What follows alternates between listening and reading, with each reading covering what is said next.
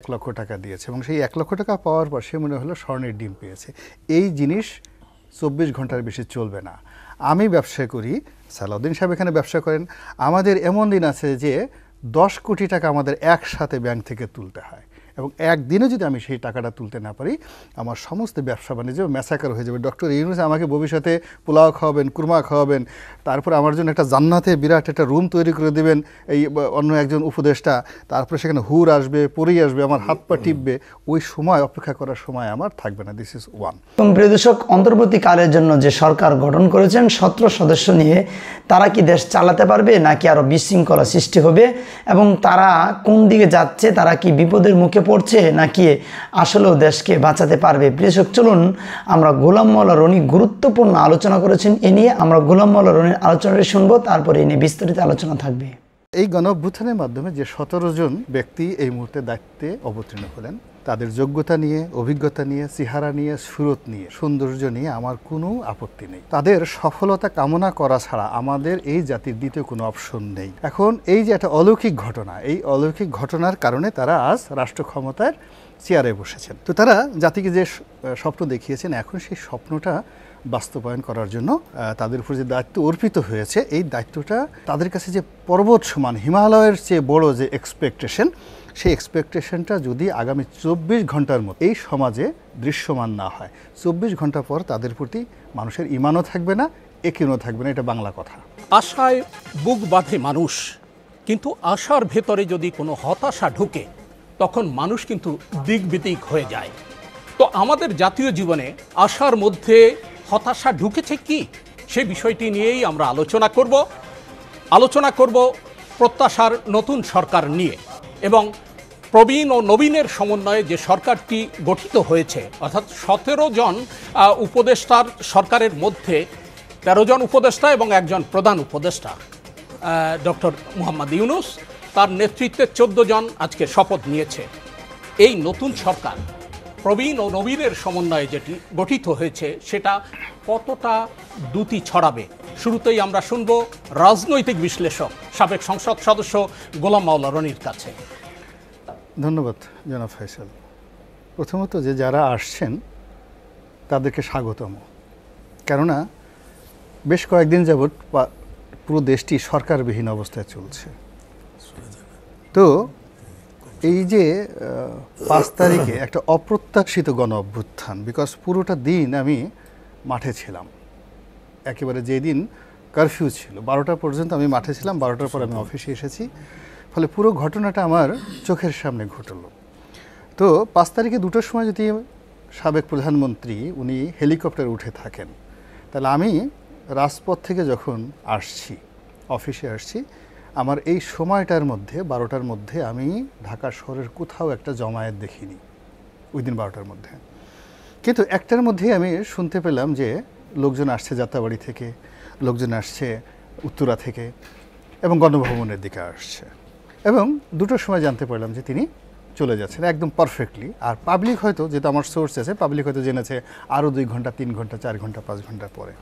তাহলে আপনি দেখুন যে পুরো যে প্রক্রিয়াটি, এটি এমনভাবে ঘটেছে মনে হয় যেন আল্লাহ রাব্বুল আলামিন আকাশ থেকে নাজিল করে আমাদের জন্য একটা গণ অভ্যুত্থান দিয়েছেন।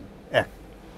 2 নম্বর হলো এই গণ অভ্যুত্থানের মাধ্যমে যে 17 জন ব্যক্তি এই মুহূর্তে দায়িত্বে অবতীর্ণ হলেন, তাদের যোগ্যতা নিয়ে, অভিজ্ঞতা নিয়ে, চেহারা নিয়ে, সুরত নিয়ে, সৌন্দর্য নিয়ে আমার কোনো আপত্তি নেই এবং তারা চমৎকার করে কথা বলেন এবং তাদের সবারই রয়েছে বর্ণাঢ্য ইতিহাস।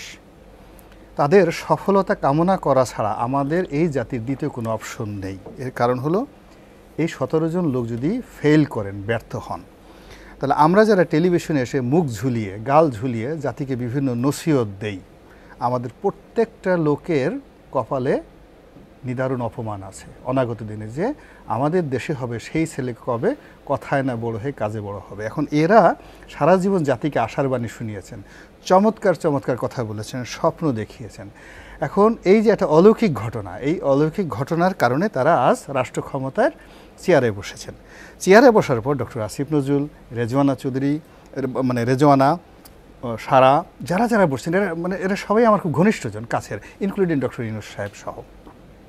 তো তারা জাতিকে যে স্বপ্ন দেখিয়েছেন, এখন সেই স্বপ্নটা বাস্তবায়ন করার জন্য তাদের উপর যে দায়িত্ব অর্পিত হয়েছে, এই দায়িত্বটা মানে তাদের কাছে যে পর্বত সমান, হিমালয়ের চেয়ে বড় যে এক্সপেকটেশন, সেই এক্সপেকটেশনটা যদি আগামী 24 ঘন্টার মধ্যে, উইদিন 24 আওয়ার্সের মধ্যে এই সমাজে দৃশ্যমান না হয়, 24 ঘন্টা পর তাদের প্রতি মানুষের ইমানও থাকবে না, একিনও থাকবে না। এটা বাংলা কথা। 24 ঘন্টা পর তাদের ব্যাপারে কারো কোনো আকর্ষণ থাকবে না। এখন এই 24 ঘন্টার সমস্যা কি? পুলিশ এখন পর্যন্ত স্টেশন যায়নি, আমাদের ছেলেমেয়েরা তারা রাস্তা পরিষ্কার করছে, রাস্তায় ট্রাফিক দিচ্ছে।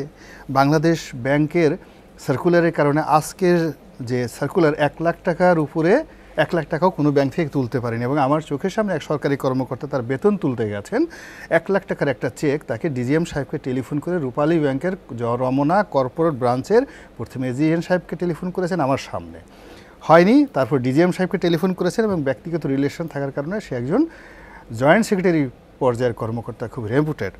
তার টেলিফোন করার পর ডিজিএম সাহেব তাকে 1 লক্ষ টাকা দিয়েছে, এবং সেই 1 লক্ষ টাকা পাওয়ার পর সে মনে হলো স্বর্ণের ডিম পেয়েছে। এই জিনিস 24 ঘন্টার বেশি চলবে না। আমি ব্যবসা করি, সালাউদ্দিন সাহেব এখানে ব্যবসা করেন, আমাদের এমন দিন আছে যে 10 কোটি টাকা আমাদের একসাথে ব্যাংক থেকে তুলতে হয়, এবং একদিনে যদি আমি সেই টাকাটা তুলতে না পারি, আমার সমস্ত ব্যবসা বাণিজ্য ম্যাসাকার হয়ে যাবে। ডক্টর ইউনূস আমাকে ভবিষ্যতে পোলাও খাওয়াবেন, কুরমা খাওয়াবেন, তারপর আমার জন্য একটা জান্নাতে বিরাট একটা রুম তৈরি করে দেবেন এই অন্য একজন উপদেষ্টা, তারপরে সেখানে হুর আসবে, পরি আসবে, আমার হাত পা টিপবে। ওই সময় অপেক্ষা করার সময় আমার থাকবে না। This is one. Second thing হলো, এই মুহূর্তে আমি যে ভয়াবহ বিপদ এই 17 জনের মধ্যে দেখতে পাচ্ছি, এদের কেউই প্রো পিউপিল নয়, মানে তাদের সঙ্গে জনগণের সাথে, মাস পিউপিলের সাথে যে পলিটিক্যাল কানেক্টিভিটি এদের কারোর নেই, কম, কোনো নেই। They do not have any political connectivity. তারা অনেক ভালো জ্ঞানী, গুণী, সমস্ত কিছু। 2 নম্বর হলো যে রাজনীতির 90% প্রবলেম সলভ হয় হলো জনগণের সাথে কথাবার্তা এবং তাদের সাথে আলাপ আলোচনার মাধ্যমে। এই কারোর মধ্যে এই পলিটিক্যাল মানে যাকে বলে কানেক্টিভিটি নেই, এটা তাদের একটা বড় সমস্যা। তারা যদি মোবাইল ফোন খোলা না রাখে, দরজা বন্ধ রাখে, এই 24 ঘন্টা পরে তারা আর বেরোতে পারবে না। দরজা খোলা রাখতে হবে, মোবাইল ফোন ওকে করা লাগবে, আর কোনো রকম মানে ঘুরিয়ে পেঁচিয়ে কথা বলা যাবে না, মানে সুন্দরভাবে কথা বলতে হবে। সেকেন্ড ঠিক হলো, তারা ওখানে মানে কি বলবো, ওখানে যে কাজের জন্য গেছেন ইটস অ্যাডমিনিস্ট্রেটিভ ওয়ার্ক, প্রশাসনিক দপ্তর। একজন লোক, এই যে যারা বসছেন, সেই 30 বছর চাকরি করার পর তিনি একজন সচিব হবেন, তিনি একজন মেজর জেনারেল হবেন, তিনি একজন আইজি হবেন, তো তিনি তাকে স্যালুট দিবেন, স্যার বলবেন, তার সামনে ফাইল নিয়ে দাঁড়িয়ে থাকবেন। তো ওই জিনিসটা হজম করার জন্য শারীরিক মানসিক প্রস্তুতি দরকার। আমার বিশ্বাস তাদের সেই প্রস্তুতিটা এখন পর্যন্ত আজকে এই অনুষ্ঠান তাদের দেখে তাদের প্র্যাকটিস করতে হবে। আমি জাস্ট একটা সাধারণ কথা বলি, একজন প্রতিমন্ত্রী যখন প্রতিমন্ত্রী হয়ে গেল, স্বরাষ্ট্র প্রতিমন্ত্রী শামসুল হক টুকু, তো আমার কাছে গেল, যার পরে আমাকে বলতেছে যে রনি, আমি তো মন্ত্রী হয়ে আসছি পার্লামেন্টে, ইন ফ্রন্ট অফ 20-30 জন লোক, আমি সাক্ষী দিয়ে বলতে পারবো সবার সামনে এই ঘটনা। তো বলছে আপনি মন্ত্রী হয়েছেন নাকি? আমি বললাম আপনি মন্ত্রী হয়েছেন নাকি, আপনাকে স্যালুট দেয়, পুলিশের আইজি স্যালুট দেয়? তা আমি বললাম যে, সে বলে যে হ্যাঁ দেয়। না রে ভাই, আমার পছন্দ হয় না। তো বলছে রনি, তুমি কিন্তু আমার বলছে তোমার কাছে আমি টাকার জন্য গেছিলাম, আমার কিন্তু 5,000 টাকা দেওয়া নাই। তা আমি দুর্মি, আপনি নমিনেশন পাবেন আমি জানতাম নাকি? যদি জানতাম তাহলে তো আপনার আমি 50,000 টাকা দিয়ে দিতাম তখন। শামসুল হক টুকু তো বলছে ভাই তুমি হাসা কথা কই চাও, এই কথা সবাই আমারে বলে। তা এখন তারপরে আমি বললাম যে আপনাকে কি কেউ স্যালুট ঠেলুট দেয় নাকি? মানে দেয় না? মানে আমি বললাম না, দেয় না, আপনাকে স্যালুট দিতে পারে না, আপনি দেখান তো কীভাবে স্যালুট দেয়। তো সে পার্লামেন্টে দাঁড়িয়ে দাঁড়িয়ে সে আমাকে দেখাচ্ছে, অভিনয় করে যে এইভাবে তাকে আইজি সাহেব স্যালুট দিছে। ভালো কথা। আমি নজরুল ইসলাম বাবু ডাকলাম, এই বাবু এদিকে আসো, এই ইকবালুর রহিম এদিকে আসো, এই মোরাজ্জং এদিকে আসো, দাঁড়াও, দেখো টুকু সাহেবরে নাকি আইজি সাহেব স্যালুট দেয়, দেখো তো স্যালুটটা হয়েছে নাকি, আবার দেখান। এবং সে অভিনয় করে আবার দেখালো।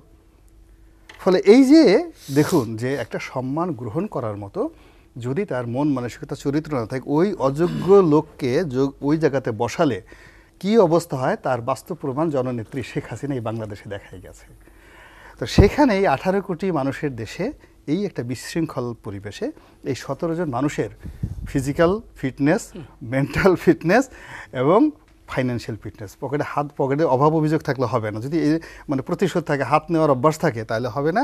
তাদেরকে ফেরেশতার মতো ওইরকম ইমানে। আপনারা শুনছিলেন গোলাম মাওলা রনির আলোচনাটি, এবং আমরা যেটা বুঝতে পেরেছি এই যে সদস্য সকলেরই যোগ্যতা রয়েছে এবং কথা বলার যোগ্যতা বিভিন্ন দিক থেকে তারা শিক্ষা দীক্ষা সব দিকেই ভালো রয়েছে, কিন্তু রাজনৈতিক যে একটি বিষয় সেটি কিন্তু তাদের দুর্বলতা রয়ে গিয়েছেন। কারণ তারা কখনো রাজনীতি দলের সাথে জড়িত ছিল না, আর যদিও তাদের মধ্যে অনেকেই জড়িত ছিল রাজনীতির ভিতরে, তবে সেটা খুব সীমিত। বিশেষ করে ডক্টর ইউনূস তিনি কিন্তু কখনো রাজনীতি করেনি, তিনি ব্যবসা বাণিজ্য নিয়েই ব্যস্ত ছিলেন। এই বিষয় নিয়ে তার কিন্তু রাষ্ট্র পরিচালনা নিয়ে তার পূর্ব অভিজ্ঞতা নেই বললেই চলে। তো প্রিয় দর্শক, কী হবে আমাদের এই এখন রাষ্ট্র পরিচালনা, তারা কিভাবে কি করতে পারবে কিনা এটি কিন্তু আমাদের দেখার বিষয়। তবে এটি কিন্তু ইতিমধ্যেই আমরা দেখতে পারছি অনেক বিষয় কিন্তু আসলে যেভাবে হওয়ার কথা সেভাবে কিন্তু হচ্ছে না, বা যে জায়গায় যে নিয়মে করার ছিল সেই নিয়ম কিন্তু হচ্ছে না। তবে প্রিয় দর্শক, একটি দেশের প্রেসিডেন্টের দায়িত্ব আসলেও সংসদে কি নিয়মকানুন রয়েছে সেই সংসদকে পরিপূর্ণভাবে সব বিষয়ে কিন্তু অবগত হওয়া তার জন্য জরুরি একটি রাষ্ট্র পরিচালনা করার জন্য। তাদের জন্য সহজ হবে জনগণের সাথে এবং যারা রাজনীতিবিদ রয়েছে তাদের সাথে পরামর্শ করে অতি তাড়াতাড়ি তারা যেন একটি পদক্ষেপ নেয়, যেন রাষ্ট্রের স্বাভাবিক পরিস্থিতি ফিরে আসে। এভাবে যদি স্বাভাবিক পরিস্থিতি ফিরে না আসে, এমনভাবে আর কয়েকটি সপ্তাহ চলে যায়, তাহলে কিন্তু বাংলাদেশের অবস্থা অনেকটাই খারাপ হয়ে যাবে। মধ্যেই কিন্তু শেখ হাসিনার ছেলে সজীব ওয়াজেদ জয় তিনি কিন্তু তার সাহস কিন্তু বেড়ে যাচ্ছে, অর্থাৎ তিনি কিন্তু থাবা দেওয়ার চেষ্টা করছে, আবার বাংলাদেশে থাবা মারার জন্য পরিকল্পনা কিন্তু করতেছে। অর্থাৎ আমাদের যে বিজয়, এই বিজয় কিন্তু টিকিয়ে রাখার জন্য এখন আমাদের অনেক ভূমিকা রয়েছে এবং অনেক মেহনত কষ্ট করতে হবে। অতএব সবাইকে নিয়ে যদি আমরা আগাই তাহলেই কেবল সম্ভব এই দেশকে, এই বিজয়কে ধরে রাখা, অন্যথায় বিজয়কে ধরে রাখা যাবে না।